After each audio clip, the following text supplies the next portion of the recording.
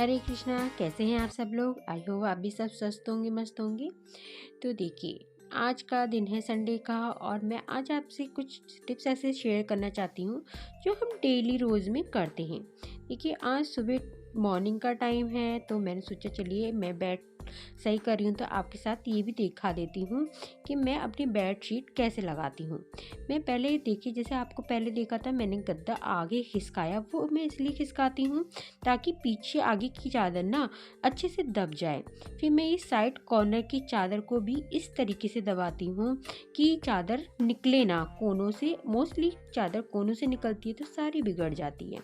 और मैं चादर जब लगाती रहती हूँ ना, मेरी एक आदत है कि मैं बार बार उसे झाड़ती भी रहती हूँ।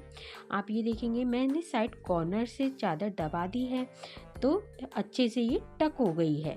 इसके बाद मैंने चारों कॉर्नर से ऐसे ही चादर को दबाया है और अब देखिए ये यहाँ पे मेरी बेडशीट बन लगकर अच्छे से तैयार हो गई है।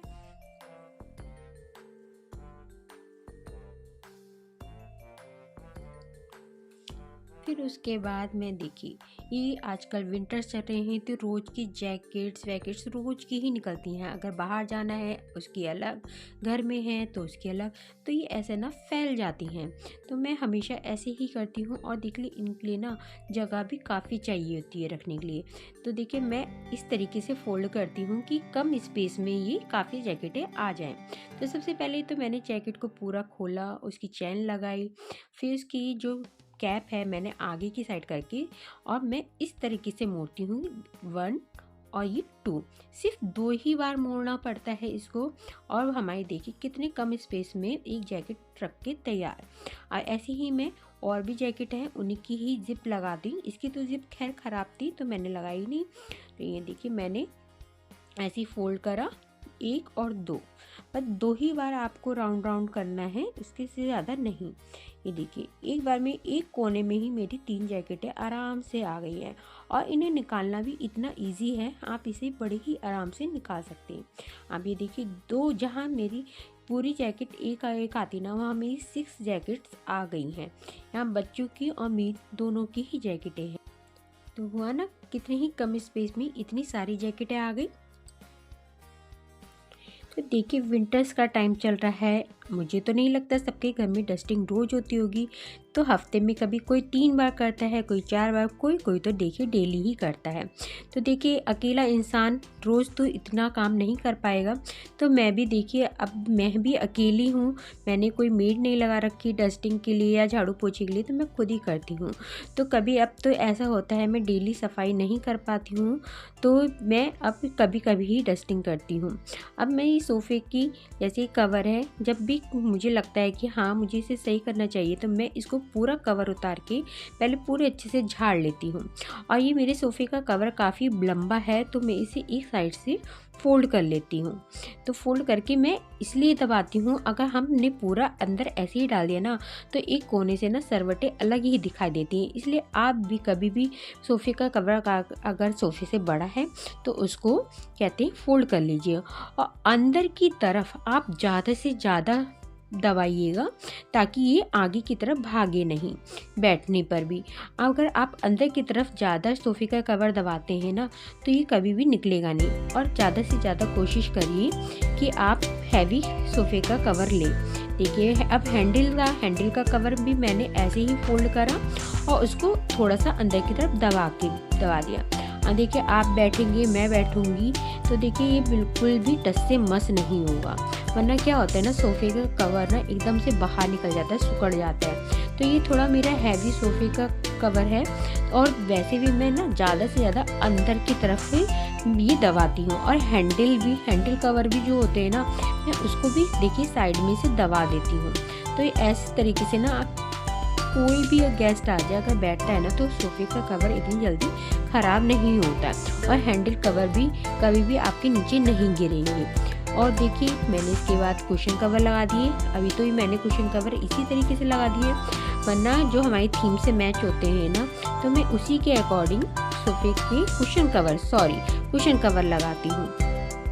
फिर मैंने इसके बाद सेंटर टेबल को भी साफ़ करना था। जब सफाई हो ही रही है तो इसको क्यों छोड़ो, तो फिर मैंने इसको भी साफ़ किया नीचे ऊपर।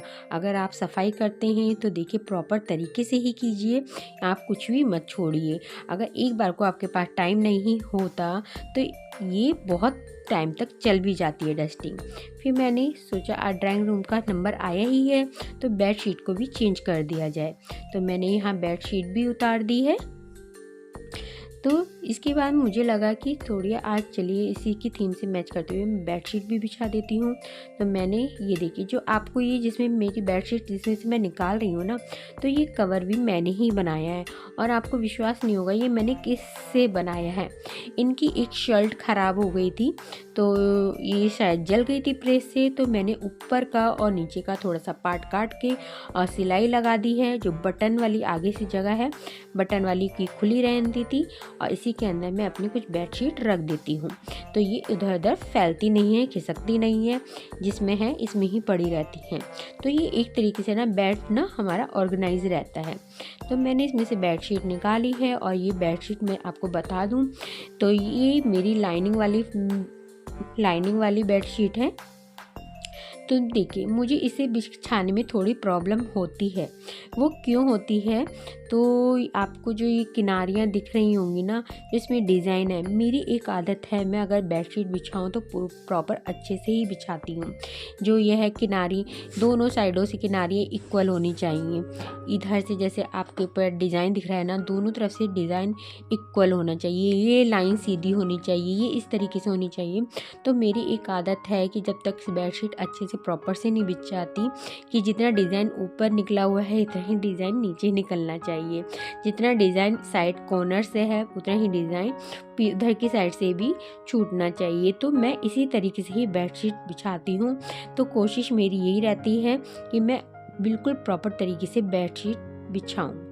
तो ये दीवान की बेडशीट दिखाऊंगी मैं आपको अभी पूरी तरीके से मैं किस तरीके से। और मुझे ना अब मुझे लगता है कि इस तरीके की बेडशीट ना मुझे थोड़ी कम खरीदनी चाहिए। मैं देखिए जितना डिज़ाइन मेरा आगे से है उतना ही डिज़ाइन मेरा पीछे से भी है और किनारों से भी ऐसे ही है सेम। जितना डिज़ाइन उधर छोटा है उतना ही डिज़ाइन मेरा इधर छोटा है। तो बस यही थी कुछ आज के टिप्स और मेरी कुछ बातें। तो पता नहीं आपको मेरी बातें कैसी लगी हैं। तो बस इसी के साथ मैं लेती हूँ विदा। Good bye.